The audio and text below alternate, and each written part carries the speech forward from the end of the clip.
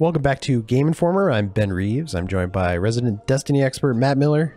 Hello, hello. How are you, Ben? Good, doing great. I think you're a Destiny expert too.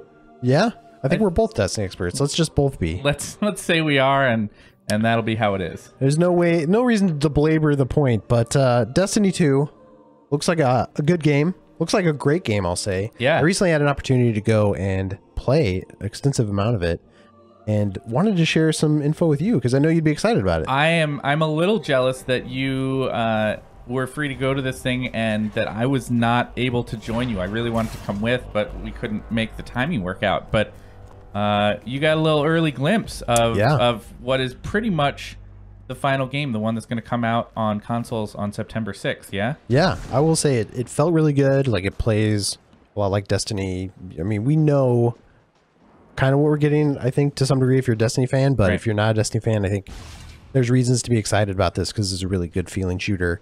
And we got an opportunity to look at a new area of the game, which is called the European Dead Zone, or EDZ for short. This is the area on Earth that Destiny 2 is going to take place on. And this is a look at this. This is Deborah Mackay, who's He's like an important NPC this time around, right? He's an important NPC. He's a guy you can see, like, I'm actually running around the EDZ right now.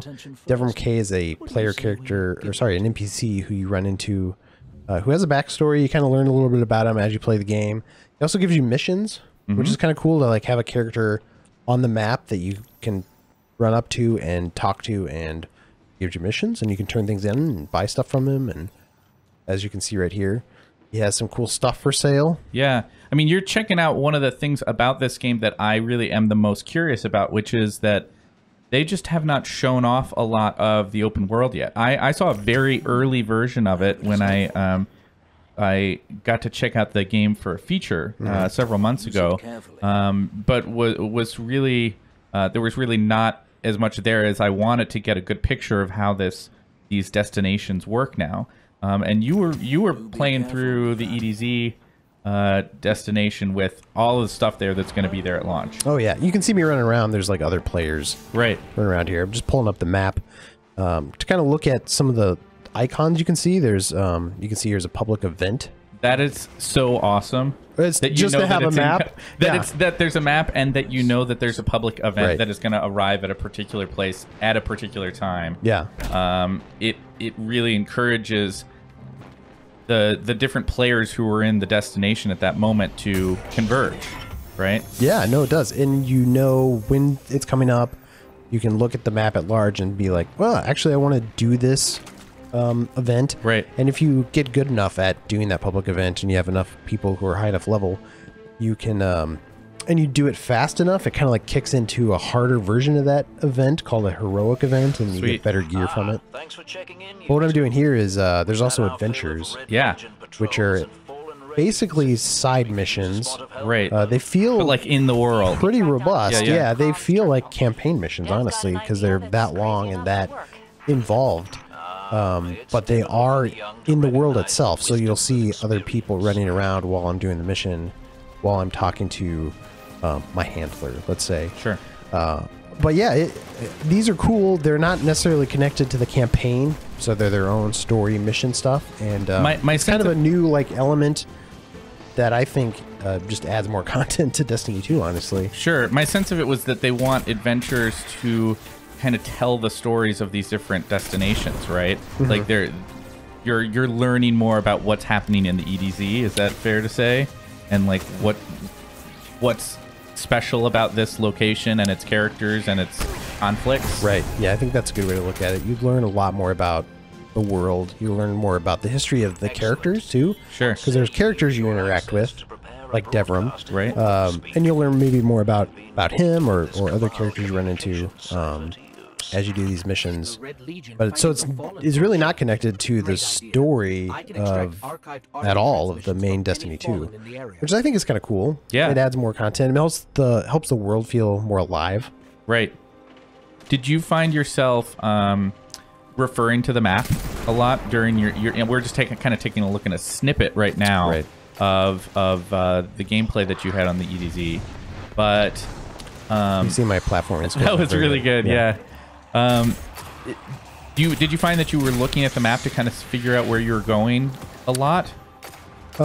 So I did actually at first. Yeah. And I think anybody who's played Destiny knows that you eventually learn the maps, Sure. you know the world as you do, but having that map at the beginning is so helpful. I bet. And you're like, well, of course this game should have a map. Like, it's great to have. Well, even in the areas you're wandering through right here, it looks like the density of interior and exterior spaces and sort of vertical spaces are such that it would be pretty challenging to learn the map. I mean, maybe more so than some of the areas in Destiny 1. Yeah, I can say that. You know, because there's so many things that are underneath areas and that kind of thing. Tunnels that are going down below stuff. Oh, here's a big guy. Oh, yeah, it is a big guy. I'll just grenade him. But yeah, I agree with you. I think the Destiny areas have always been pretty cool. Yeah. Well designed. I think especially for Destiny 2, they're a little more labyrinth. Yeah. So trying to learn them without a map would be that much harder. So it's handy to have the map to reference. In general, well, here we go. I'm showing off my... being awesome now. Yeah, it reminds me a lot of the Sunbreaker. Sure. From the Titan class. Right. Because you're basically just throwing flame swords this time. Right. But it's a little bit more like aerial superiority is one of the big things with them, right? Yeah. With the Warlocks. And the way you upgrade, which you can't show the upgrade stuff, but there's different ways to upgrade. I mean, there are a number of things that we're not talking about today. And part of that is that Bungie has made a very conscious choice to hold off on revealing a lot of stuff. One of the most significant is that upgrade system that they're kind of holding tight to their chests until the game actually launches. Yeah. And so, you know, it's hard to say for sure if it's going to be something that people are excited about or not, because it's not something that... yeah, I don't think fans will be disappointed. If anything, like, the new classes, like, it was easy to upgrade and made sense, and, like, there seemed like just as much depth as, like, previous classes and loadouts. And so I really liked the new class. The Dawnblade is what it's called. Yeah. Is the new loadout there. Yeah. And then I think this is just later in the same mission. Okay. Where I'm like hunting these guys down, but it's kind of cool because what I just did was got a bunch of explosives. Okay. And I'm going to line up this trench area with all those explosives. So this is still part of that adventure. This is still the adventure actually, so we cut a section of it out. Yeah. And then we're going to like lay up all these traps, and then guys are going to come rushing down into them, and I'll blow them all up. Yeah. It's actually kind of fun. I'm curious about the like, how do they reward these adventures at the end? Like, did you do enough of them to get a sense of what you're getting out of doing that, other than just kind of, oh, I'm learning a little bit more about the story? Yeah, you get gear and experience just like you will in a normal story. We didn't play far enough into the game to see what happens when it's like in-game content, when you're like replaying stuff over and over again. Right. So I only played it once, but I got experience and I got new loot from it. And then obviously like earned influence with Deborah. And there's spawn areas just like there are in like main missions. So if like I die here, you'd have to like go back and respawn like normal. One of the things I did like is like finding the treasure chests throughout the world. Yeah. Because they're marked on the map, which you might have seen. They have that little icon, the like cross on it. Yeah. And then the other thing that's also on the map that I found super handy were the lost sector areas. Yeah, those are like little mini dungeons, right? Yeah. Yeah, you kind of explore, and they're really fun to explore. Some of them are big and some of them are small, so it really depends on the lost sector area. There's all the guys. That was awesome. Pretty good. You basically just set up a minefield for them? Yeah, set up the minefield and they walk right through like idiots. But the lost sectors are little mini dungeons like worked into the area that you can like, when you find this little icon, the little Archie icon on the map, it'll be spray painted in the world somewhere as well. Right. So when you see that spray painted onto the world, you know you're like close to an entrance. Yeah, you're really close to an entrance. And so when you go in, then it's like a whole new dungeon area. You fight a bunch of guys, and when you get to the end of that, there's a boss. So there's a higher level enemy who you can take down, and he drops better stuff. Cool. So it's worth doing those lost sectors as well. I think anybody who's played a lot of the original Destiny is familiar with the the experience of kind of being in those open spaces and feeling like there just isn't as much stuff to do as one might like, right? There are these patrols, but very quickly the patrols stop being really meaningful content. Yeah. Right. And you sometimes need to go do a public event for one reason or another to fulfill a bounty or for some other mission you were on or something. But then you'd inevitably be looking at an external online website to find out what the probabilities are that one might show up in the particular place that you're at. Right. And it was just kind of like, I don't know, not that exciting. I mean, people got used to it because they wanted the rewards that came alongside doing that stuff. But it was really kind of a fundamental problem in the first game of this sort of dead space of activities when you went back into zones. And it seems like, and this is what I'm wondering whether if you feel this is true now that you've played a bunch of it. It seems like Destiny 2 aims to resolve that problem with all of these different things kind of coming together. The lost sectors, the adventures, the flashpoints, the more interesting treasure chests, the public events that you can target where you're going. Did you get that sense? I mean, you've played certainly so many dozens of hours of the original game that you know what I'm talking about, right? Right. Excuse me. Yeah, I think the world in general feels more interesting because of all this added content. Yeah. You know, you can like search for the chests, you can search for the lost sectors, which we talked about, even the public events. In Destiny 1, the public events eventually got to the point where they just felt unnecessary. There was not a lot of reason to dive into them.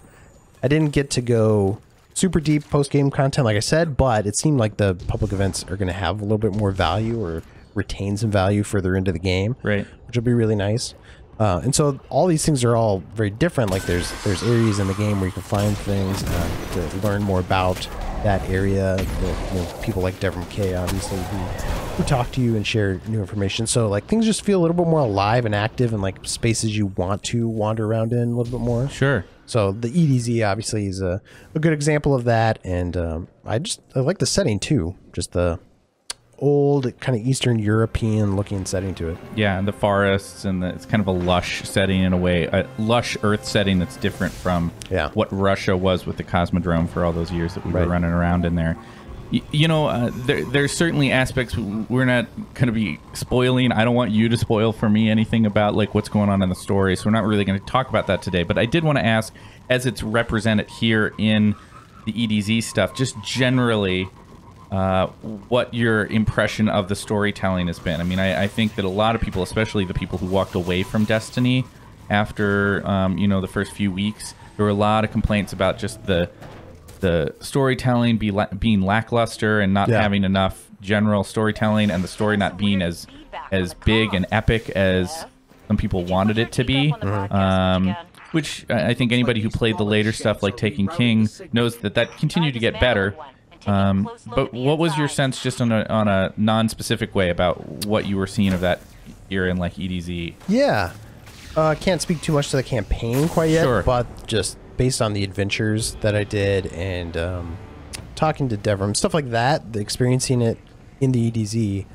But I think the storytelling's come a long way. Yeah. And you mentioned Taken King as like being the step in the right direction. I think this game will continue that trend. I think people will enjoy the story. Definitely has more. It makes sense, let's say. Like, you don't need to go online and read a bunch of cards to like make sense of what's happening. So I really appreciated that, just as like a fan of action games and fan of shooters. Like, I like to have a little bit of story to my game. So yeah, even the adventure that we walked through there, like you kind of get a sense for like what was happening and why I was on this mission. There's real value to it. So yeah, I mean, this is kind of a good look at Destiny. I don't know, is there anything else you want to know about? There are so many things I want to know about this game, but a lot of them at this point, I think I'm ready to wait until launch day to figure out. And I think Bungie is of the same mind. There's a lot of things that they're not talking about with this game. I think I think I can speak for a pretty broad swath of Destiny fans that there's a risk there, right? it is exciting to be going into a game where some of the fundamental core systems of progression and upgrades and, you know, other places you're going to be visiting and what's going on in the story and that kind of thing are things that we don't know. I think that's awesome. It's really thrilling, especially for a big sequel like this, to have that experience.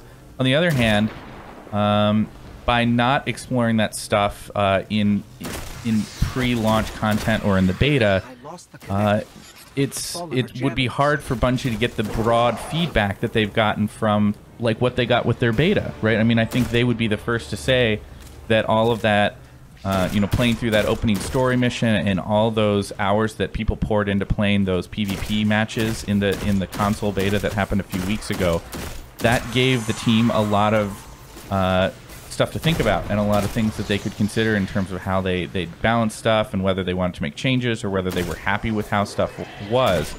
Without knowing those elements about the broader systems, like the upgrade systems, it's going to be a lot more raw experience, and I'm crossing my fingers. I mean, every one of the developers I've met at Bungie are really committed to putting out an amazingly great game. Yeah. And I have a lot of faith that they can do that.